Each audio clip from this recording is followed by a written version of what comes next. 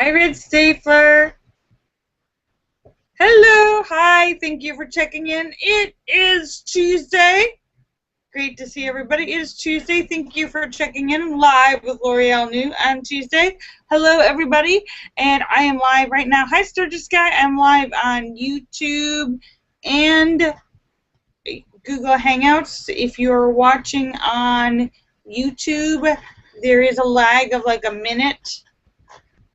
And if you're watching on Google Hangouts, hopefully it's real time. Let me say hello to everybody. Hello, Star and Shocker and Sturgis Guy and Tesis and House of Dave and Sam and St. Clinton and Eric and Petey and Tim and Ryan and Photo and Philip and Mark Mean and Star Raven and Sam and St. Clinton and Fairies Lover and Lucky Girl and Tesis and House of Dave and Azure Yusuf and LaCram and another one and Vincent Weidel and N1 Gov, and Scott Kimmis, and Bill Nouse, and Red Stapler, and Jim Dandy, and Sturgis Guy. Thank you for checking in. I hope I haven't, and Megan and Brandon, and hope I haven't missed any, and Joe Barney. Great to see everybody. Hello. Hello. How's everybody's day? It is hot. Today in California, it is hot. Having a heat wave. My computer is overheating. I'm feeling exhausted and hot, and I was in so much pain last night. You know, I told you I fell off of a car onto the pavement while I was trying to trim bushes. And last night I was so sore, my neck, like I think I pulled some muscles when I tensed. So last night I was lying in bed, and all of a sudden I was very aware of all of my pulled muscles, and I was awake. I was awake for a long time, and I still feel kind of sore today, like back and shoulders and side.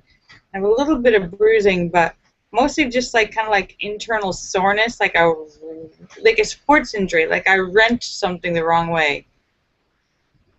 So trim your bushes. That sounds dirty. I know. Next time, don't trim your bushes in public, and maybe it won't fall down. Do it in the bathroom like everyone else.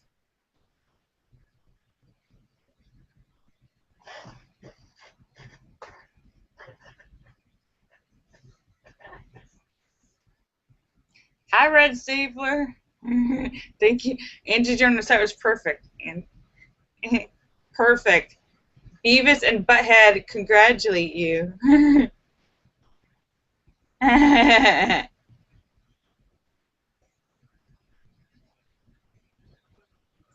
So far, I have not seen the Flower Bandit today.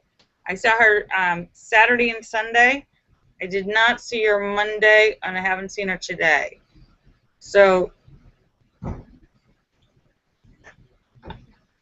but sometimes she comes all the way up until 7 o'clock, 7:30 even. So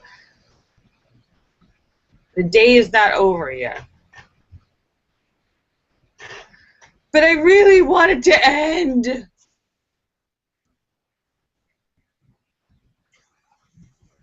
I feel like seriously, I feel like every time I turn my back, she sneaks by, and now it's like floral terrorism. I am now so afraid to leave my house because it's going to be vandalized that I am now a victim of floral terrorism. It's not quite as dramatic as some of the other forms of terrorism that are plaguing the world right now, but it has a similar effect. You're controlled by the threat much more than the actual action. The fear of the action controls you. Yes, domestic terrorism, exactly, totally.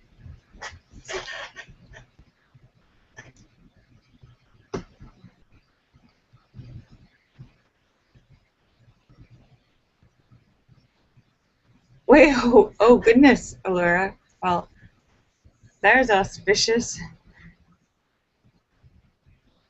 Allura says Gerald. Wow, okay.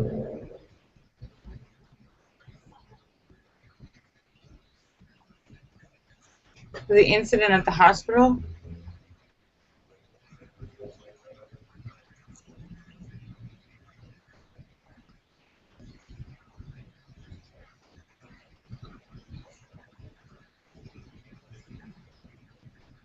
David Jones says, sorry, I can't work today. Somebody may want to deflower me.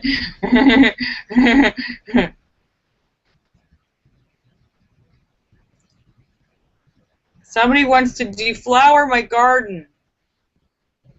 And it's not as dirty as it sounds.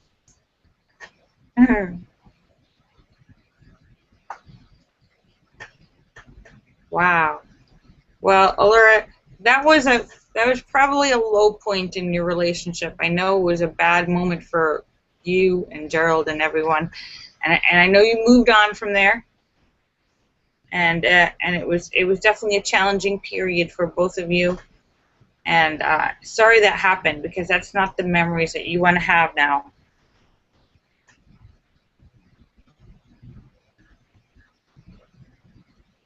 Well, that's good, Allura.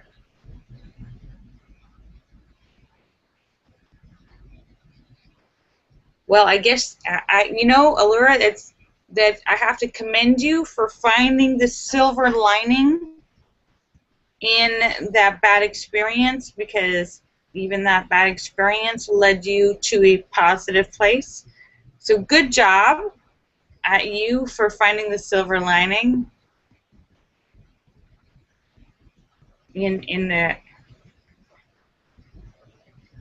Well, that. Hi, LaCrim. Hi, Marcel. Well, that's good. You know, Allura, a lot of people have a hard time finding the silver lining. So good for you. Hi, Philip Chandler. Hi, LaCrim. Thank you for checking in. Hello. I hope everyone's having a good day. I'm not even going to get into talking about politics or what's happening in the Middle East and Russia and all that, besides saying that it's scary and frustrating, and it just is terrifying me. It's scary. It's scary to fly anywhere, because there's just too many people, too many crazy people trying to make a point. And I feel very nervous and unstable about the entire world right now. So I'm not even going to make a political statement about what should be done or who's right or who's wrong, because it doesn't even matter. It's bigger than that, and it's been going on for so long. We need to have a solution. I mean, the world can't.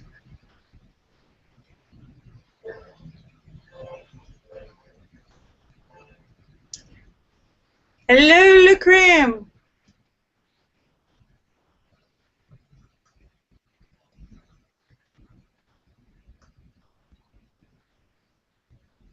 Yeah, it feels like it's very scary. There's too many crazy things going on, and I know it's making everybody feel a little on edge and a little insecure. And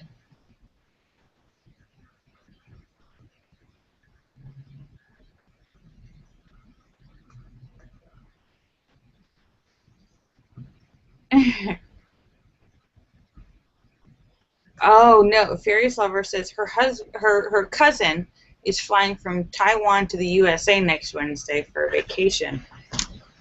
It's scary to fly. It's scary that, like, every part of the world, when you travel, you don't know if there's somebody there who's a terrorist who wants to make some sort of political statement and kill himself, kill other people, take people hostage, and it's happening everywhere, and it's just scary, because, you know, ultimately you'd really like to find a solution that makes everybody happy,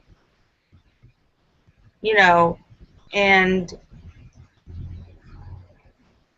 it's impossible to live and find a solution when people on both sides think I'm right and you're wrong. And it doesn't matter, because sometimes it turns out that everybody's a little bit right and everybody's a little bit wrong. And you can never find a real solution if you're going to say that person, that group, that they're bad, they're evil, because then you're both pointing at each other saying they're bad, and who started it? Who started the fight? It's scary and it's frustrating, and we need to find a way for the world to be safe.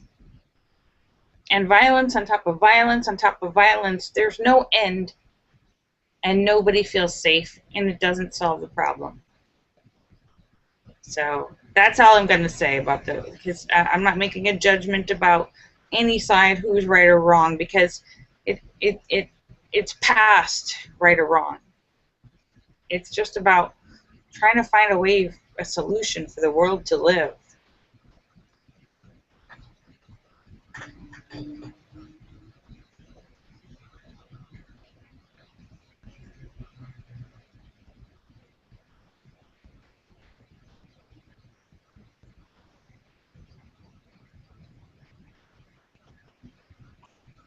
So,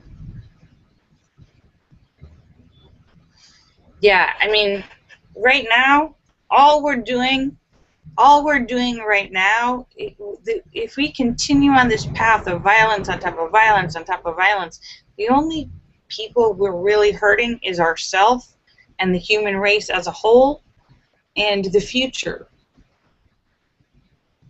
So we really need to find a way for everybody to live a safe and happy life.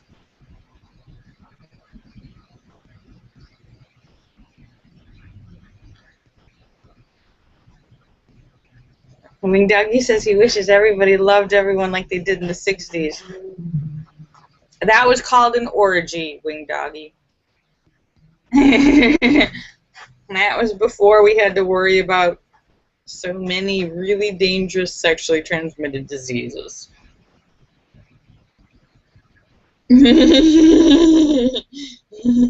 Hooray for orgies. So this guy says, I just realized Lorielle is Edith Keeler? Who's Edith Keeler? Who's Edith Keeler? I am Edith Keeler. Who's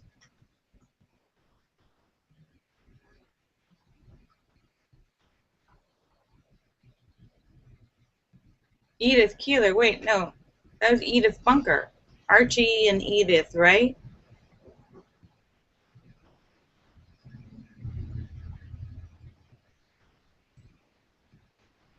Sturgis says it's a long story. She got killed.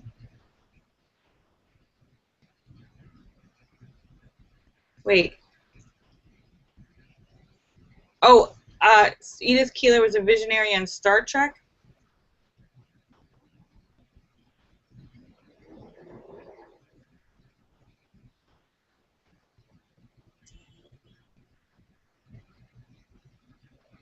Sturgis guy says Star Trek TOS. What's TOS? Angie's Googling her. Oh, Angie, thank you, Angie. You are the Google queen. Oh, TOS, the original series. Star Trek, the original. Hi, Star Raven. Thank you for checking in. Great to see you. For those of you who are watching on YouTube, there's a lag. It's like a good minute of lag. But hello, I'm reading both screens.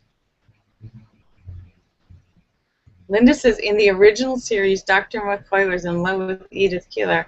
All right.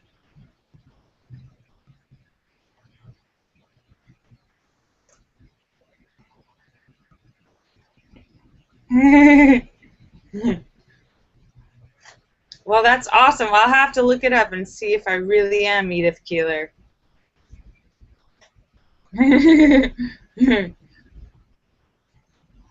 But yeah, no, I get so frustrated watching the news and watching all the stuff that's going on in the world, and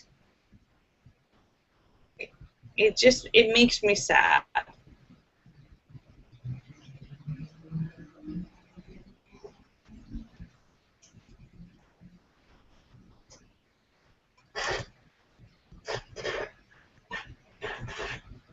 anyhow, I don't want to like keep going on and being negative. How is everybody's day? Are y'all having a good day?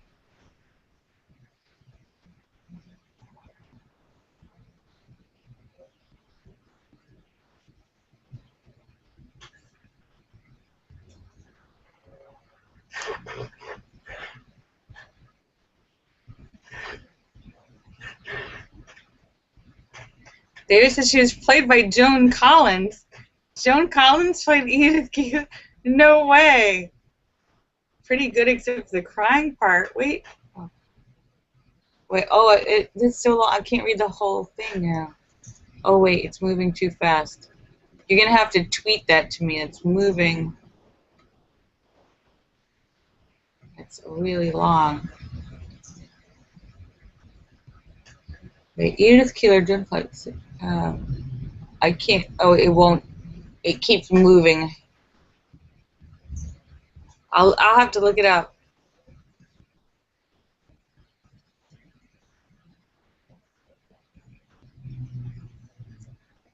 Thank you, Angie Jonas. Thank you for everyone. Well, that sounds like an awesome episode. I had no idea that Joan Collins ever did Star Trek. That's funny thing you mentioned Joan Collins. I just saw a picture of Joan Collins. Joan Collins is in her 80s. And one of the gossip blogger sites had a picture of her in her bathing suit in like the south of France or something with her husband and some friends on a yacht. But she's in her 80s. And you don't usually see a lot of pictures of people in their 80s in their bathing suits. And she looks pretty good. She had a little bit of a tummy in the middle, but she looked shockingly fabulous. She did not look like she was in her 80s. And from behind, they showed a picture of her from behind. Her butt and legs looked good. I was really impressed. I was very surprised to see how good she looked in her 80s. And I also,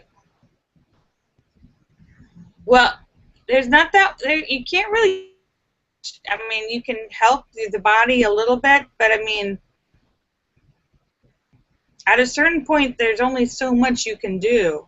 And I don't know, I think she's just been taking care of her body pretty well. I also saw a picture just today of, she's 81, a fashion designer, Giorgio Armani, who is also in his 80s and was on a bathing suit. And he also looked shockingly good. Now, I'm not saying that either of them looked fabulous, amazing. They didn't look amazing for, like, if they were 20 or 30. But at 80, both of them looked shockingly good. Giorgio Armani is a fashion designer, and he was in like a little Speedo. He also has a little bit of a belly, but you know, he looked like he had the body of a guy, of a reasonably fit guy in his 50s, not 80s. And I'd say Joan Collins looked like she had the body of a you know, semi-fit woman in her 50s, not 80s. So.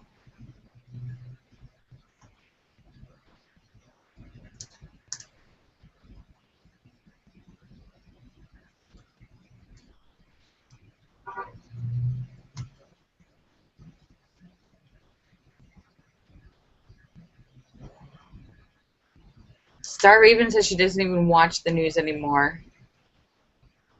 She went shopping with her grandmother. Oh, nice, Star Raven. Star Raven. Okay, the good news for the day is Star Raven went shopping with her grandmother. That's a good thing for everyone to do. Go shopping with your grandmother. I have to give my grandmother a call. I saw her in November, and it's sad. My grandmother's in her I think she's in her mid to late 90s, and she's got a little bit of dementia, so she's starting to forget a lot of things and forget people, and it's sad. She usually remembers things. It depends on what time of the day you get her. You know, earlier in the day,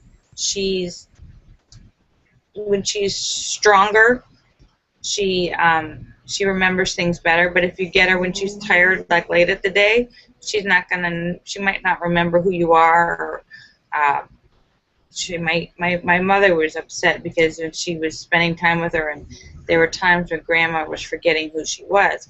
And it can be very upsetting, especially for the children, when your parent is forgetting who you are. So that's always hard for people. So nice for you, Star Raven.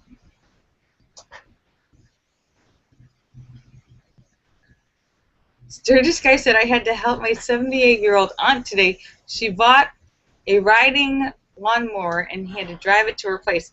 Did you actually drive the lawnmower to her place? Like, did you drive the lawnmower from the store to her house?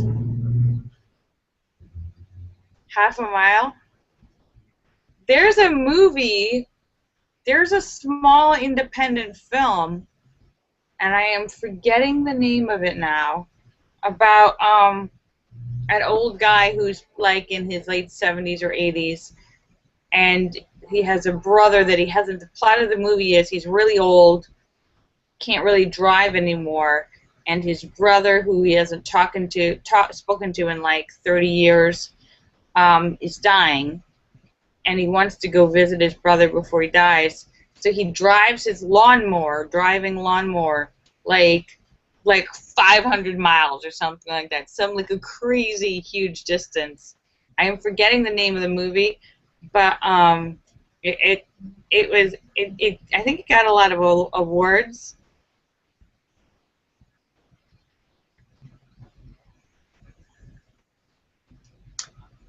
It's one of those movies I want to see one of these days. Star Raven said her grandmother had knee replacements, so we had to walk really. Oh wow! You know, it can be very hard. I didn't realize it, but when you have like a knee replacement or a hip replacement or something like that, you assume that after you get that done, you're going to be able to like move and you'll be like bionic and run and walk and do everything, except you actually have to do a lot of physical therapy and training on that muscle to get it to kind of like move with the new, get it to work. And if you don't kind of recondition that leg and the muscle with the new joint or the new bone that they put in, it's going to be even worse and more painful. So, hi, Thesis. Oh, is that the film was called The Straight Story?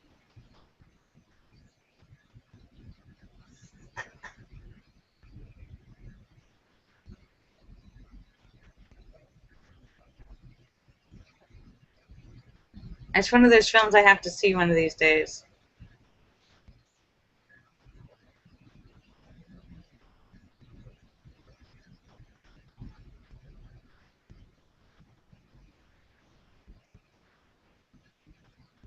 So,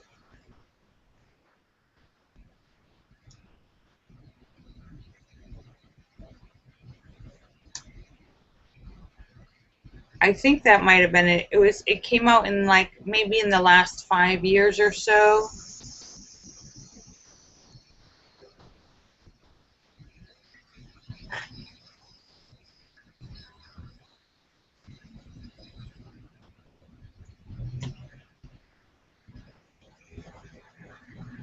No, not 1999. Something more recent than that. Well,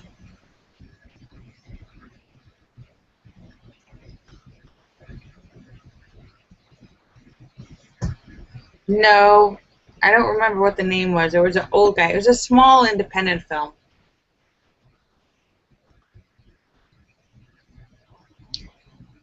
Anyhow, it is 5:45, so I am just about to sign off. But I will be back tomorrow. You got new tires? So good for you, Wing Doggy. I will be back tomorrow at 5:15 Los Angeles time on YouTube and Google Hangouts. So let me thank everyone for coming to say hi. Allure Star, City on the Edge of Forever. Oh, that's the name of it? All right, I'll have to check it out. Thank you. Allure Star and Shocker and Sturgis Guy and Tesis and House of Dave and Sam and St. Clinton and Eric and Petey and Tim and Mark Mean and Star Raven and Ryan and Photo and Philip Chandler and Red Stapler and Jim Dandy and Sturgis Guy and Lucram and Azure Yusuf and Scott Kimmis and Bill Nouse and Red Stapler and N1 Gov and Joe Barney and Megan and Brandon. Thank you for checking in. You guys are awesome. And Wing Doggy and Redhead and Angie Jonas and Fairies Lover. Kisses for everybody. I love you. I love you all. Jesus and Lacram, Marcel, Scott Kimmis. Oh, you guys are so awesome. I love you. I'll see you guys tomorrow. Gosh, there's so many sirens today. Oh, yes, and Monday, Monday, just for anyone who won't be here, Monday, there will be no show on Monday because I will be filming. Yay. Bye, I love you. Bye.